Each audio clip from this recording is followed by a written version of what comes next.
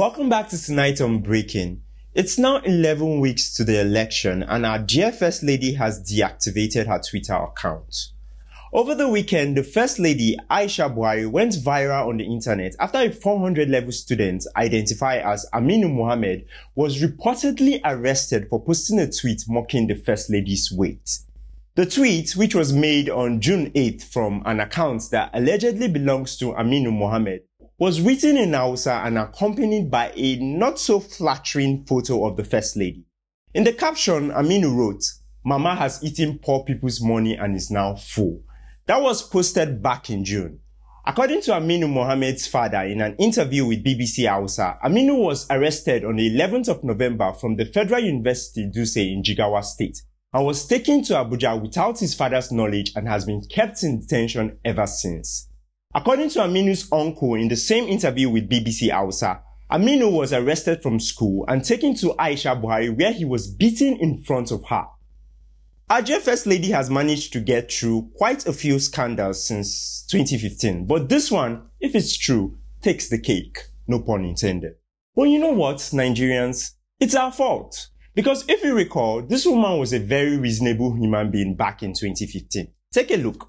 Now, as a mother, you've urged, Nigerians not to stone anybody, as contrary to the current president's wife. Why are you taking the peace side? In politics, since the democracy has come to stay, we're supposed to practice it like the way we practice our religions. Our children copy from us. So we should never, ever preach violence. Even Patience Jonathan was a reasonable human being at the beginning of her husband's tenure. And after 4 years, she's telling people to stone other people. Two different women, same ultimate outcome. The only constant between Patience Jonathan and Aisha Buhari is we the people. Honestly, if you had to deal with us for 7 years, would you still be sane? This is exactly why the First Ladies of the United States only focus on decorating the White House, hosting parties and gardening. They don't want to deal with we the people.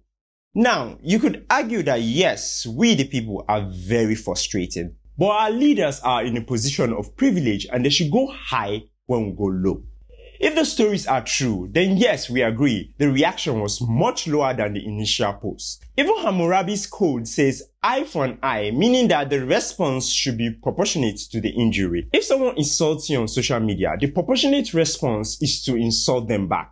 Just ask the Erufai family, they are very skilled at social media warfare. Or if you're really aggrieved, you can take the person to court like Ganduje took some TikTokers to court for allegedly insulting him. Kidnapping and torture are a very disproportionate response to a careless tweet, especially when the children are watching and they will copy. Moving on, this week, the Federal Executive Council has approved a national language policy for primary education across the country. The policy states that henceforth, the first 6 years of learning will be in the mother tongue.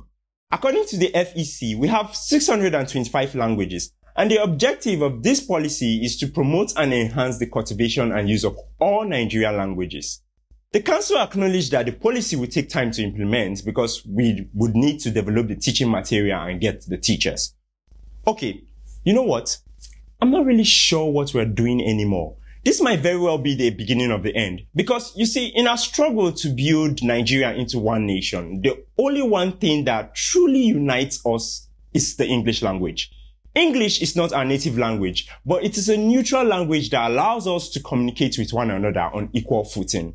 It's also the language that allows we the people to find out and share with each other what the politicians are doing with our money.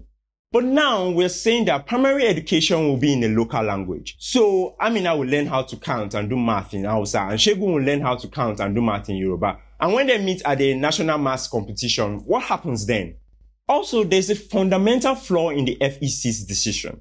Their decision assumes that after primary 6, the children will be able to switch easily from learning in the mother tongue to learning in English. This assumption goes contrary to everything we know about how the brain works and how people learn over time. Younger people are more likely to learn quickly, which is why it's easier to have them learn multiple languages when they are young. So what will actually happen with this policy is that the children will struggle after primary 6, And then the parents will complain, and either we reverse the policy or we extend the policy through secondary and tertiary institutions. Why can't we treat native languages like we treat sex education? They are best taught in homes by families. Moving on, the Abuja-Kaduna train is up and ready to run again. If you recall that back in March, the train service was suspended after terrorists attacked the Abuja-Kaduna train. The train is scheduled to resume its services within the next weeks, but ahead of the planned resumption of the Abuja-Kaduna train services, the federal government has said that passengers on the route must register their phone numbers and national identification number at the point of ticket purchase. So that means that going forward, in order for you to get a train ticket, you must have an NIN. This is a great move by the federal government, as it will allow us to account for all the people who board the train. But how do we account for the people who are not on the train and who bomb the rail and then kidnap the people on the train?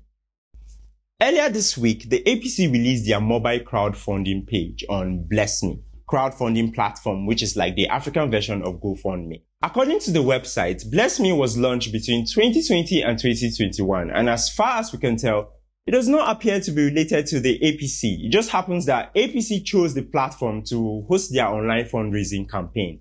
The fundraiser is targeting to raise 5 billion naira, and so far as of this date of this recording, they have raised over 22 million naira. The platform Blessmi publishes the list of those who have donated, and as you can see, there are people in this country who have money. This guy, Audu Abubakar, donated 9.5 million naira. Not even Kashin Shetima donated that much. He only donated 1 million to himself. I don't know the wisdom of putting your name out there after donating 9.5 million naira.